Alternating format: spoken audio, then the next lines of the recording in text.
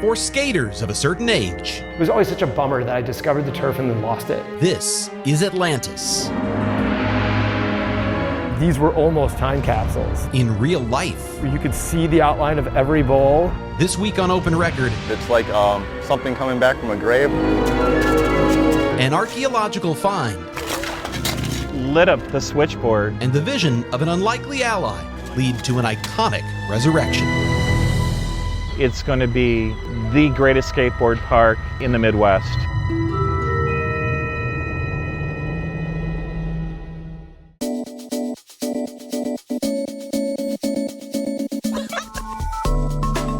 From the FOX6 studios, this is Open Record. I'm Brian Polson. Open Record's executive producer, Sarah Smith, is on a very important assignment ahead of the Republican National Convention, but graciously filling her seat today is Contact 6 reporter Jenna Sachs. Jenna, thank you for being here. Oh, happy to be here. And we are joined by FOX6 WakeUp News anchor, Carl Deffenbaugh. Hi, Thank guys. you so much for being here. Great to be back. You're becoming like a regular on this. I gotta keep this going. And I'm glad here. you are here. Now, Carl is here. We are recording this episode on Thursday, June 21st. This is for release actually on Thursday, June 28th. And we're doing this a little early because Carl's about to go away for a little while for good reasons. I mean, vacation for one with family, but also a little time away with family, a new family For that has good grown, reason. right? Yes, Yeah. indeed. We have a 2-month-old baby at home, and because of some childcare concerns over the summer and my wife going back to work, paternity leave is coming up, although this most recent thing is just a vacation, so don't judge me for that. But I'll be off all next week when this It's still launches. paternity leave. Yeah, the that's family's still there. So anyway, we're really glad that Carl is here to do this. And if I understand, you are also coming back just for the RNC, right? Yes. So So- on it, we were supposed to do basically my leave during July. That would have been ideal, but there's this really big event coming to Milwaukee this year and didn't want to miss it. So we're kind of breaking things up to make it work. Well, we're glad you're here because this is a cool story. I'm excited to talk about this today. We're literally talking about a buried city of sorts, uncovered kind of Indiana Jones style. The turf skate park in Greenfield is making a pretty unlikely comeback, and we're going to start with a little throwback to the 80s when we come back after this.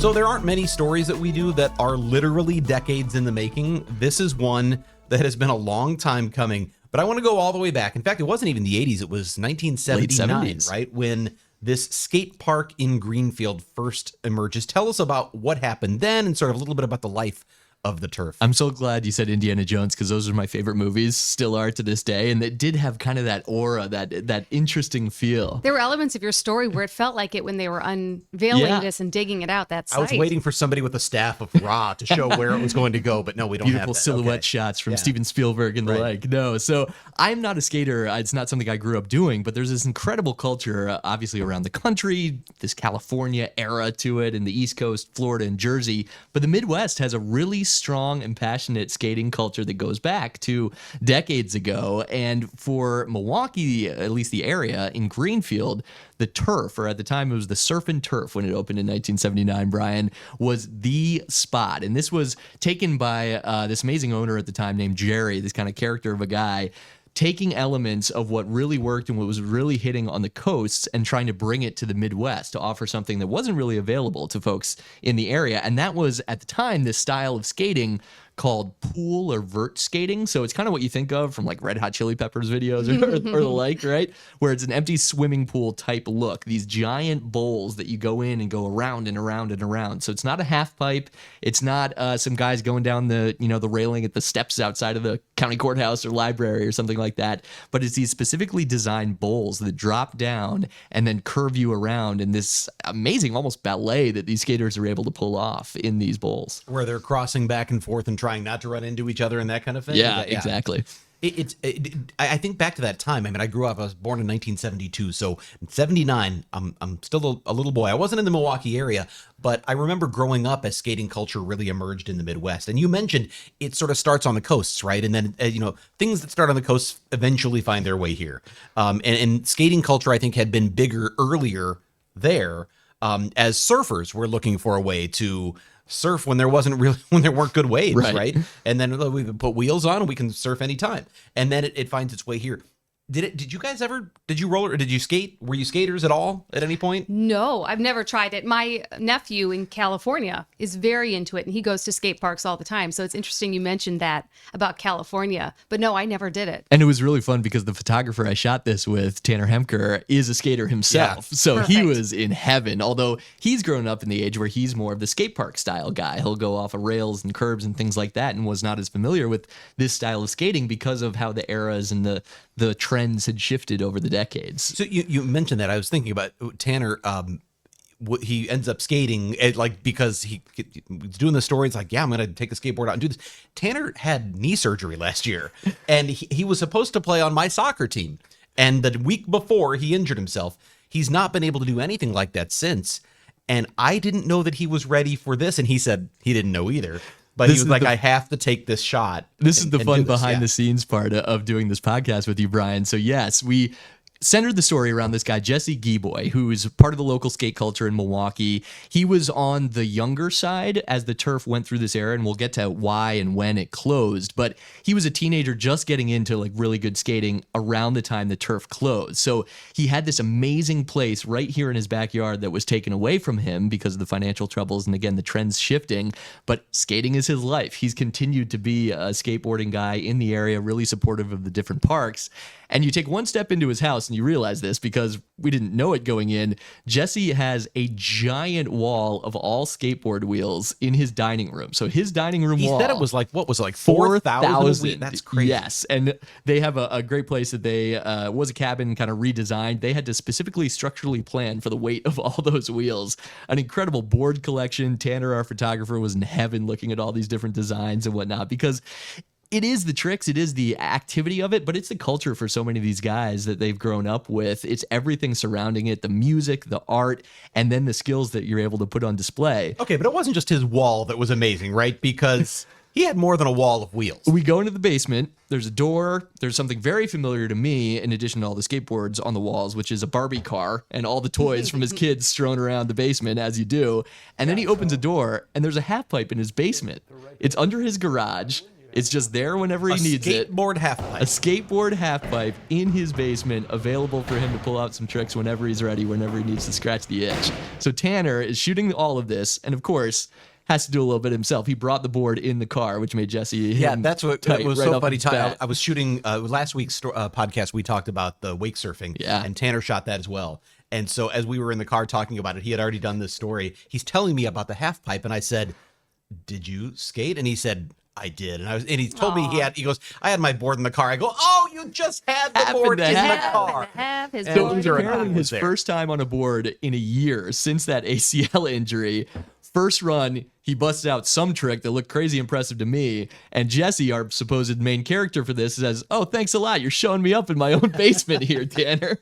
I'd love to hear some more about the history of the turf because I want to know how it went from being such a popular place where Tony Hawk is visiting Yeah. it to being buried in the ground where it was excavated at So some it point. was How the did that happen? design of those bowls that really put it on the map. And this is nationally, getting guys like Tony Hawk to come to Milwaukee, to come to Greenfield specifically. There were 5 bowls, and it's interesting doing this story now because we'll get to the unearthing, and it's this beautiful site right by the interstate that's turned into a construction zone. At the time, it was mostly indoors. So as Jesse described it, you go in there, it's dark, there's chain link fences in between all 5 of these different bowls. There's punk rock or heavy metal music just like pumping in, and it's intimidating for a guy like him, a young teenage skater getting up in the game, seeing these older kids or guys pull off these amazing tricks on these bowls. But there were 5 of them there. A couple of them were a little bit easier, more for beginners getting their footing. And then there were 3 in particular that really put the turf on the map. The Clover Bowl is the most iconic. He called it the destination bowl for the destination site.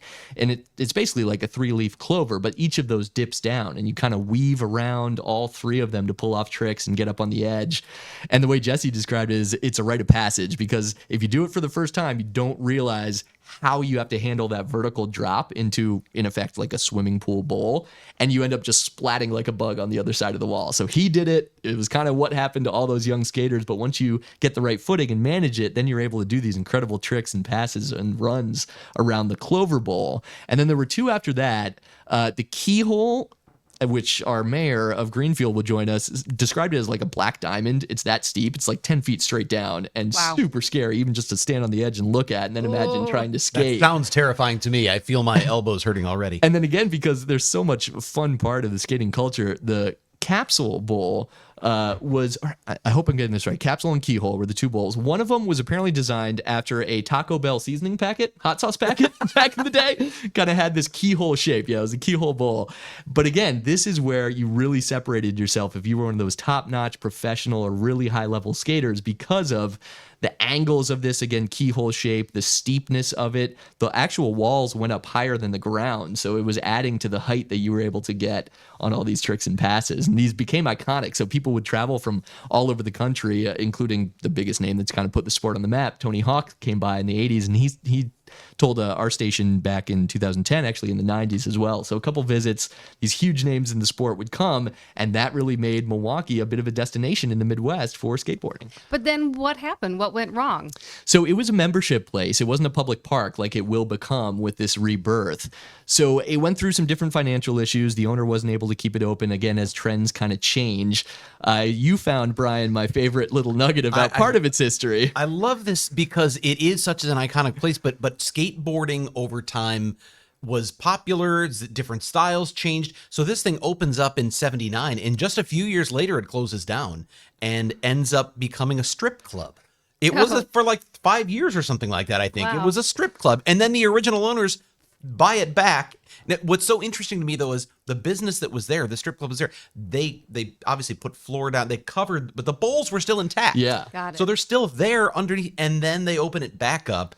And that's really when I think it takes off, right? Is the late 80s. Absolutely. So you're saying I should do a follow-up piece on the history of belly buttons in Greenfield? Belly buttons. But so that's like this place has been resurrected more than once, which is so fascinating. Yeah. But so it comes back, and what I thought was interesting, you said that this was this bowl style that was really popular at the time, but then skating changed. And Okay. skating became more the like we're skating on steps and railings and things and skating out in public places, and it became kind of what, uncool? Yeah, basically, it completely shifted to this street style skating was really what was popular, really what people were seeking, and to some degree easier to pull off, right? You Sure. can just go anywhere, maybe whether it's legal or not, and head on down a staircase or a railing or a curb or something like that, versus these bowls that had to be designed. These are massive pieces of concrete to sustain some of the bowls and some of the tricks that people are pulling off.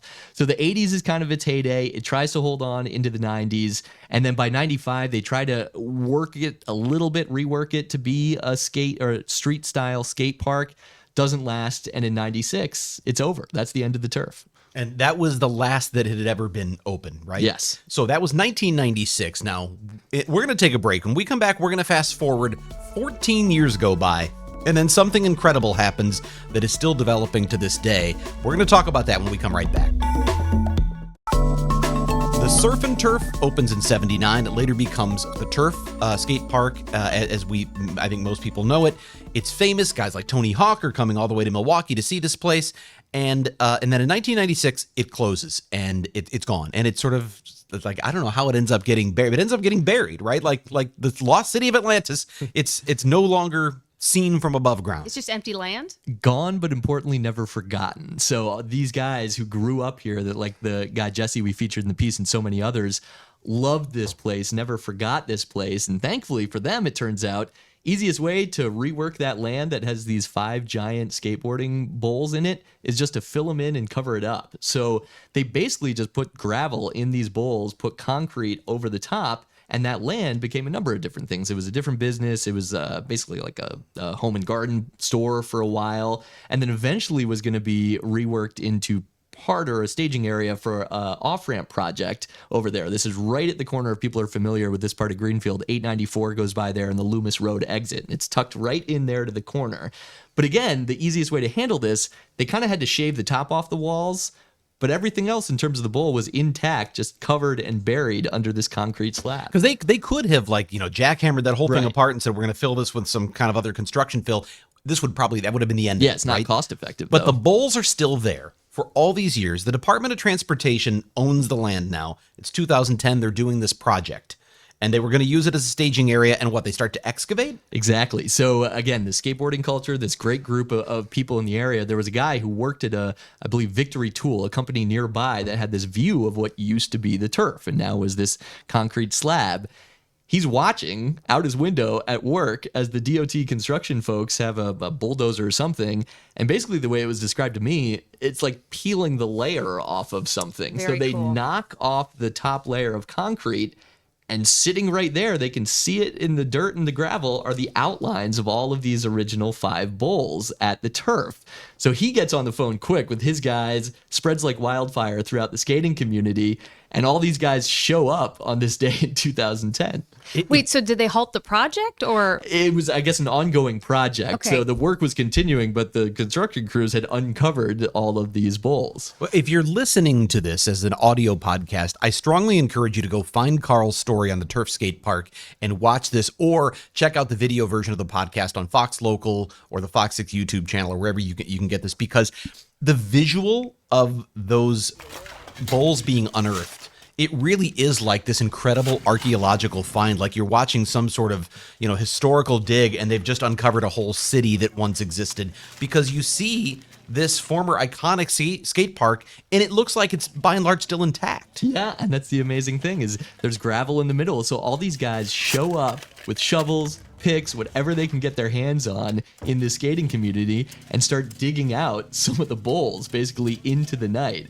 And this is the benefit of it not being ancient history at this point. We actually have the footage. This was the Is that incredible a find Mike for Lowe me. story? Yeah. Yes. So Yeah. a guy very near and dear to our heart here at Fox 6, Mike Lowe, who's a wonderful reporter, one of the best feature storytellers in the world, has been working in Chicago for a while, but has his roots here at Fox 6. That's So right. we He was claim here a him- while. Claim him as ours. That's right. He did this story on the unearthing. He was there. And the amazing part, again, for us doing this story now 14 years later, is we got one shot at it. It was one day that they were here digging stuff out. We happened to be there covering it and have footage of these guys, because they basically got one of the bowls, one of the lower ones, completely dug out, and of course had to skate it. So these I was guys gonna say they couldn't help themselves. No, of course not, it, right? it fits with skating culture too, that they're like, we don't care what the rules are, we want to skate now. Let's do this now. Absolutely, absolutely. So they got one night, they were skating it in the night. Another crazy fortuitous thing, the original owner happened to be in town. He lives in Florida now, happened to be in town visiting family members. The day they're digging this out? So was there as they uncover his buried treasure, his Somehow baby. it all comes together for Isn't Mike that Lowe, right? And he tells incredible? these incredible stories. That's what's amazing to me. I told you this is a story so many decades in the making.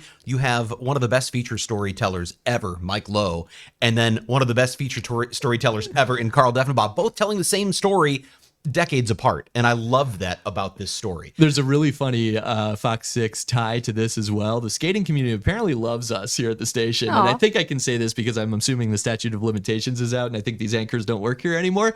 But apparently on the evening news for Mike's story, he's out there at the park talking about this uncovering. They're watching people digging out. And the anchors, I guess, back in the studio are like, this looks awesome. Like, everyone should go down, help them out. And then very quickly, I think in the next break or somewhere later in the newscast, a retraction, because that was technically illegal. So we were Sorry we but the encouraged you skaters like to join Jesse is in. like, yeah, we love Fox 6. You guys are all about it. Okay, so that was 2010. Obviously, it's taken some time to get where we are now. It's 2024. What has happened in the interim? So it took a while to get going. There was clearly interest, and we're going to be joined by the mayor of Greenfield shortly, and he can speak to this, just how many calls and messages and everything he got from all over the country and the world once people realized that this place still existed, had not been destroyed those many years ago. It takes a while for these ideas to kind of come around and come together, but there was this hope, starting grassroots in the skating community, that they could bring it back. They wanted a chance to rebirth the turf, so to speak. And it takes years, it takes a while. The land, again, goes through some multiple owners until Greenfield buys it from the DOT, because their plans had changed at the time, for $1, with the consideration that it become a public park. And that's kind of where the story leads from there. And I think that's a perfect time. We should bring, usually our guest doesn't come in until a little bit later, but I want to bring our guest in early. So we're going to take a break, and when we come back, we will be joined by the longtime mayor of the city of Greenfield, who has been an unlikely and a great ally in this project. We're going to talk to him when we come right back. All right, so we have a special guest joining us on the podcast this week. It is the mayor of Greenfield, Mike Knightsky. Mike, did I get that right? Did I pronounce it right? did. We talked You about it did. before the podcast. Thank you. Okay. Oh, And yeah. I didn't pronounce it like a philosopher or like a Night football ski. player. There we go. But you've been the mayor of Greenfield for a very long time. And what I thought was so remarkable about the story is in 20 years leading the city of Greenfield, this seems to be the thing that people are going to talk about is the resurrection of the turf. Tell us a little bit about how this all came about and how you got involved. I got involved because of a FOX6 News report back then, where you don't realize the power of media sometimes when things go viral, like this story did then. Carl alluded to it, and I want to just say that Carl's story was amazing recently. It's reinvigorated even more the kind of invigoration that we had 10 or 12 years ago. How it started was some folks unearthing the bowls, digging them out. It went viral. I think I told Carl this when he interviewed me on site, that there's been a lot of stuff that's happened in the state of Wisconsin, whether it's weather events or Act 10 or tax, all of that stuff. Nothing has generated the kind of interest and support and worldwide communications with my office than the turf did back then. I made a commitment to the folks that unearthed the turf back then to try to give it a rebirth. Right.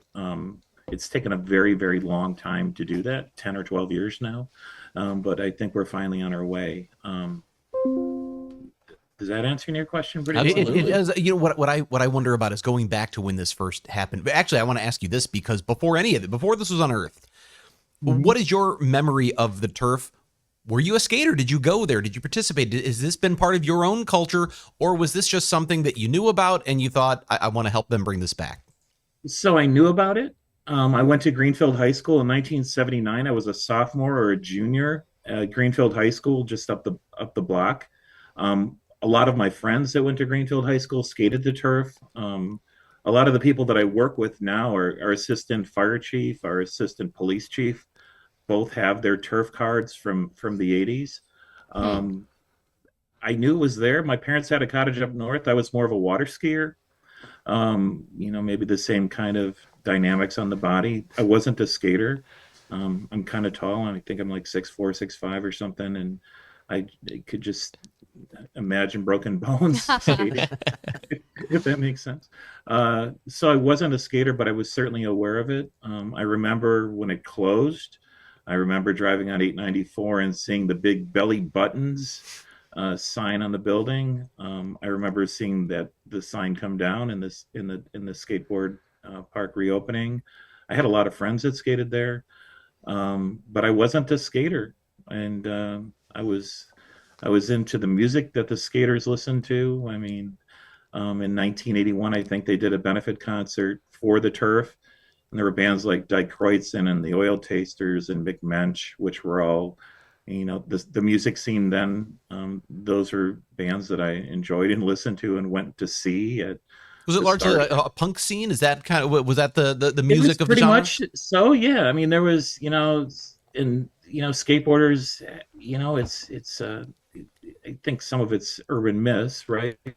But there's an edge to it, right? And bands like Minor Threat and Black Flag and Flipper and Die Kreutzen and all of those bands, I mean, that was part of the culture then. It was part of the music scene in Milwaukee, and yeah.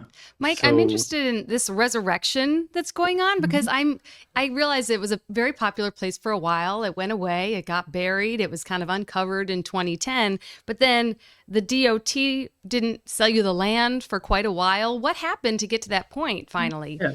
So what in a nutshell, and in my memory is fading me as I get older, but in a nutshell, after the land was unearthed, it was like, hey, I'm the mayor. I'm just gonna, call the DOT and see if I can get it. Nothing with the DOT goes quickly. We were working towards not only acquiring that property, but also the former stadium interchange, which is under redevelopment now. It's a TIF area. We tried to get the roughly 20 acres of land that's north of 894 over there to redevelop because it was basically sitting as an abandoned. It took a long time to convince the DOT to sell it. It took in the area as a staging area when we rebuilt the Plainfield Curve in 94. And then, once that was over and they were off the site, then it's like, okay, let's get back into like trying to get this land. And then kind of COVID happened, and then nothing was happening, right? It's just been a long, drawn out process. And then after COVID, so the turf parcel is essentially a 2-acre triangle. The triangle was an excess piece of a surplus property for the DOT, which helped ultimately being able to purchase it from the DOT individually away from the entire stadium interchange, which was adjacent to it. Finally, Dwayne Johnson, who was then the Southeast Director of Transportation, I guess, for the DOT. Not The Rock, to be clear. Okay. Shoot. That would have added a That whole would've new been element to cool. the story if it had been The Rock. Yeah, you might want to. I don't know if you want to get him out of there. No, but we had a lot of discussions, and Dwayne was very accommodating. He understood the history. He understood how much the park meant to so many people. I'd reminded him of it for years and years and years. And as excess property, we're able to purchase the 2-acre triangle that included the turf bowls for $1, so long as we kept it as a park. I mean, Carl's rendition of that whole piece of history is dead on. Prior to all that, there was actually a business there, and I can't remember the name of it, but it was like a landscaping business. And you'd walk into this place, and he installed decks, and he installed patios and all that. The bowls were actually in that building, filled with stone with little plastic palm trees and plants. So you could go in there and you could walk on a deck, and you could kind of see the bowls or the tops of the bowls. After the DOT purchased the property, the building came down. The things that Carl alluded to earlier all happened, and the bowls were buried. So I'm not sure if I answered your question very well. No, that's great. That's great. Mike, there's also, from chatting with you and researching this as well, just another example of how long a process this has been. So 2019, you guys acquire the land. Obviously, we're still in 2024 now. So even the plans originally have changed quite a bit over the last 5 years or so. Two of the interesting differences, I think, for what this place will be compared to what it was, because you have to move into the future, right? And change things and adapt. First of all, the original turf was covered. It was an indoor building. This is going to be an outdoor park now. Part of that is related to what the DOT agreed with you to have as a public park. Part of it is cost, right? More expensive to put a roof over a place than it is to have an outdoor public park.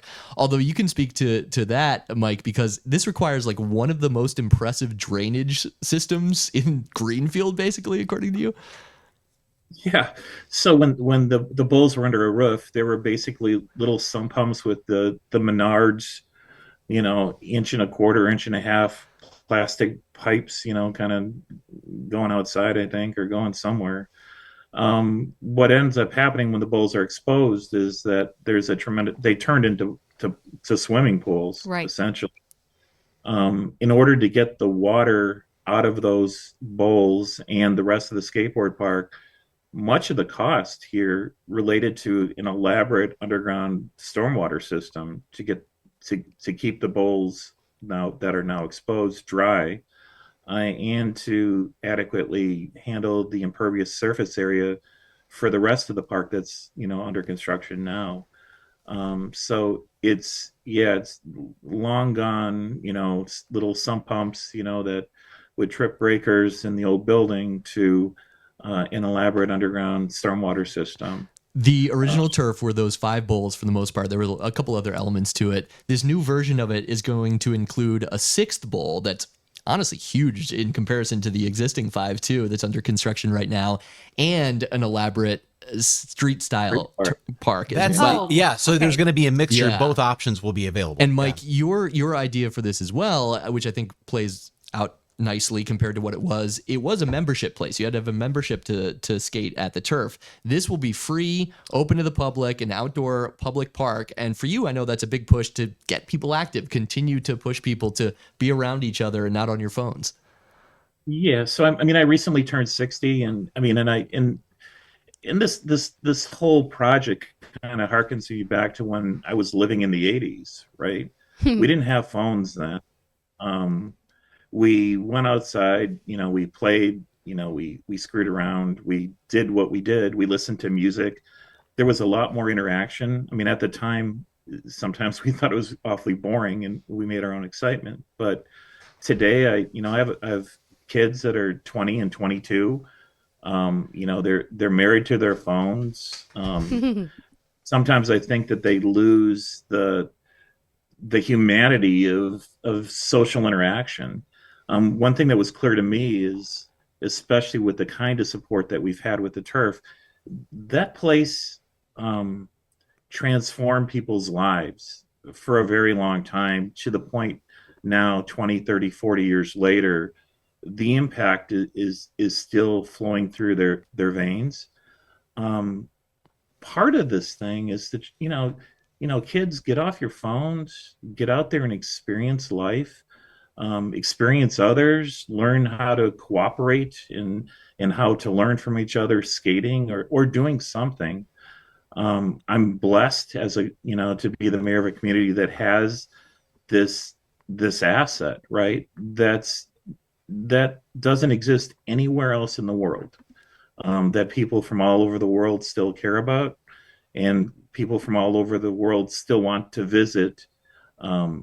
That's a kind of a cool thing. Mike, I have a bunch of questions for you, but there's one along those lines that I want to ask, because you mentioned the people who have this great nostalgia for it, and we met the person Jesse in the story, who's now 46 years old, and there's a lot of Gen Xers who have this nostalgia for the place, but may not have the physical. Man, Jesse's still skating, but maybe not everyone's still skating. What I wonder is, for a new generation, the phone generation, do you expect that this is going to have the same attraction? Will this be the same sort of mecca that it once was, or is this sort of a relic of Gen X that you're resurrecting and then they're too old to skate? What's your vision for that? That's a great question. And so if we had just rehabilitated the bowls, and they're very difficult bowls, the three of them that Carl described, they are the equivalent of a black diamonds on a ski hill. Okay. There's the other two bowls, the footy, is probably where most people skated. It's the easy one, kind of. It's flat, and it's got a little curve on it. If we had just done that, I'm not sure that the turf as a park would be anything more than an historical marker for many. The idea, though, with the turf now is the new bowl that was referenced is a bigger bowl. It's a more modern bowl. It's a great bowl. A guy named Sam Hintz, who's a professional skateboarder who lives in the Milwaukee area, has helped design, along with Grindline. That's kind of more of an intermediate kind of bowl. And then the street park that we're constructing fulfills another need, right? It's the stuff that Carl referred to. It's the equivalent of the steps and at the building that you're not supposed to be on, or the parking lot. It's got a lot of challenges that make it sort of introductory, more modern, the kind of place where if you're learning how to skate, you're not going to be easily intimidated. Recently, we had this event at the park, and I'm sort of wearing the shirt for it. I don't know if you can see I noticed it. that. Yeah. Yeah, I mean, it Says was the an turf. awesome event. We set up a street course there in one of our parking lots. We had two half pipes there. One of them was an original portable unit that had been at the turf that was in the middle of our park, that was being used the entire day by people. What was so encouraging was the sheer number of skaters that showed up. That the street park that we set up, and I want to thank Four Seasons and Mitch from Four Seasons and Ken from our Parks Department for creating that for us. That thing was used nonstop. And, there's this idea that skaters are, they're all punk rockers and they're gonna, bang your, that they're just this rude group of, anarchists, right? They were the most well-behaved, cooperative, helping each other, taking their turns in line kind of people that you'd ever want to meet. It's encouraging. You worry about this stuff, right? You worry that, yeah, we're gonna build this street park, and all the people that thought it was great years ago are gonna show up once, and that'll be the end of it. It'll be this big concrete runway. Um, but I'm really encouraged by the sheer number of people that showed up at our event in support of the turf. And by the way, the resources generated there are are for the second phase, which is to create two or three more bowls, east or west of the street park. I don't think this is an obsolete thing. I think that the allure of the historical bowls will draw people to it. I think the new stuff that's being contemplated or being built, actually being constructed right now, will continue to adapt and bring more people in. It's our goal as a city to make this the best skateboard park in southeast Wisconsin, if not in the region. Mike, I think we're one thing I doing want that. to ask before I know we run too short on time, because I think that as a journalist, this is an important question that I don't know if you've had a chance to address, but that is, who's paying for this? Because this sounds like a tremendous park, and So who's you had to go paying for back, this? you had to convince Yeah. people to do So who's this. paying for it? Um, who's paying for it? What's paying for it is when we inherited the site from the DOT, we inherited a cell tower and an expiring lease. We inherited a billboard. In Greenfield, we have these things called park fees. So every time a new apartment building or a house is created, we get dollars, $1,600, $1,700 per unit. That's what's paying for this. There's a TIF that's next to it. The parking lot for this place will be paid for when the park and ride lot that currently has 350 stalls but never has more than 20 cars in it per day is downsized. That parking lot will have a shared easement with the park. So that's kind of how we're paying for it. Is this well, I just, your house just increased in value, and your taxes are going up, and that's to pay for a skateboard park. There's none of that associated with this. It sounds like you had to get creative, and you did. We had to get creative, especially in this environment. And while this benefit concert over the weekend, isn't going to pay for everything, we're nickel and diming and saving our pennies uh, to get this thing done. This is, I was cringe when, the news stories are, oh, it's $2 million to pay for the skateboard park. Yeah, it's $2 million. It's 1.9 something or 1.89. It's money that we literally have to piece together from every possible source, dumpster diving for money, basically, to get this thing going, to create a great asset within our community. So with the Republican convention in town, and the polarization of, oh, this is this and that's that, and we've collectively as a community um, had a lot of allies to make this place come back. The concert, 10 years ago, I think it would have been easier when they unearthed it, or 12 years ago when they unearthed it, because there was the support, there was the enthusiasm, there were people like, where can I donate, right? The slowing down because of just the way things are, and pandemics don't help, right? But you're obviously much closer now, Mike. How close? I think that's the one thing I want to address before we go off the record. How close are you? When do you expect this skate park? I'm will hoping by actually this fall that the new park, the street park, and the new bowl will be skatable. The existing bowls are a challenge. The hope is to have those things, or most of those things, done by this fall. The hope is to have some semblance of a parking lot so people can come off of Loomis and pull into the parking lot take their boards over and start skating. Hoping September or October of this year. Is it late in the season? It is late in the season. Weather didn't help. Rain didn't help. The Loomis Bridge being closed didn't help. All sorts of things didn't help. But the goal is by this fall. After all these years, I'm guessing there's plenty of people who are like, whenever it's here, it'll have been worth the wait. Yeah, I mean, so even after the concert thing that we had going last weekend, people were really, really, really excited to see that it's actually becoming reality. I took Mike Palm, he's the lead singer from Agent Orange over there, the following morning, and he was just thrilled, and he talked about how nobody's doing this, and this is going to be such a great thing for the community in the skate world. And when I have those kinds of conversations, it really makes me feel good as a mayor, like I'm actually accomplishing something that means something to a lot of people. But everyone at that concert and that event last weekend was thrilled that it's actually happening. To that point too, Mike, to wrap things up here, Tony Hawk just randomly showed up in April. He had skated this back in the day. He was in Milwaukee and spoke really highly of it in 2010 in one of those pieces we used in this follow-up. He just appeared in April, not planned, not like a PR stunt. He was in town for something and just went to the turf to see it, and Very obviously cool. wants it to come back. Well, yeah, and he brought a bunch of people with him too. There's this Reese Nelson, who's a 12 or 13-year-old prodigy from Canada. He brought her.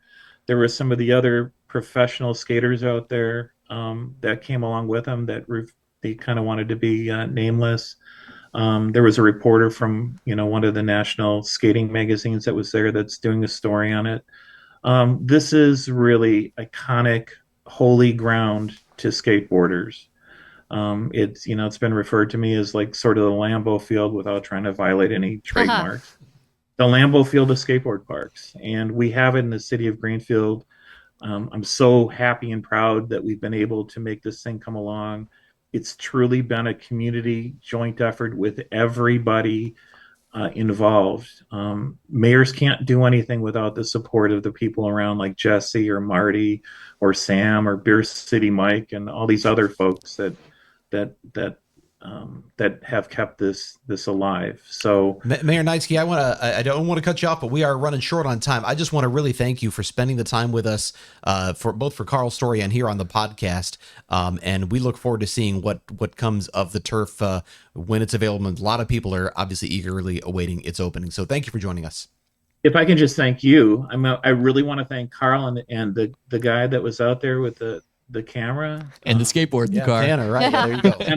and he had his skateboard with him. I didn't want him impaled by rebar. I just want to thank you for not losing track of the story for over a decade, and your efforts. Your news story has been disseminated, all over the place, and your publicity for this really helps. I mean, you've been an active partner in this for a very long time at FOX6, and I really want to thank you for that. All right, we are going to go off the record when we come right back. And it is time for us to go off the record. This is the part of the podcast where we get a little more casual and have a little fun by answering a question for which we have not prepared, but Sarah has given Jenna this week's question. So what do you have, Sarah? All right. Or Jenna. I called you Sarah. You are Sarah, right? That's okay. I'm sitting in her chair. Okay, so the question is, what's one thing you own that you should really throw out? Ooh. No, my whole closet, probably. Okay, I'll go first because this jumped in my head. I have 2 VHS tapes that are near and dear to me. They were the movies I watched on my sick days, 2 of my favorites growing up, including the Errol Flynn Robin Hood from back in the day. Mm-hmm. And I don't have a VCR, so I'm not sure why I have them except for the sentimentality. Jenna? I'm not going to throw it out. I will use it one day. I got a KitchenAid mixer for my wedding in 2010 that I have never gotten out of the box. You have to unearth something else from 2010. I have this weekend if you want to bring it by. No, I will. I need to use it someday. I bet it's great. Mayor, what do you have that you should I get can't rid throw of? anything out. I have piles of stuff. I can't throw anything out. And as soon as I throw it out, I'll need it. So that's kind of why. I Maybe have it's my parents. I have a whole collection of old movies on VHS that I haven't cracked and opened in a really, really long time, and they're all available on like Netflix and Hulu and everything else now. So I should probably get. We rid went of to the those. same place. I like Yeah, it. yeah, absolutely. Well, again, Mayor, thank you so much for joining us on Open Record, and we appreciate your time. Look forward to seeing the turf. Thank you very much. Appreciate it. And that is all the time we have for this week.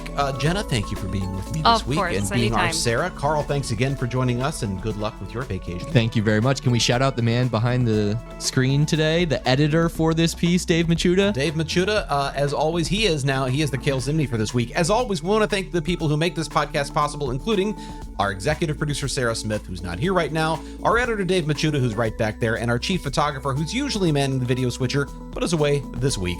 With that, I'm Brian Polson. We'll be back next week.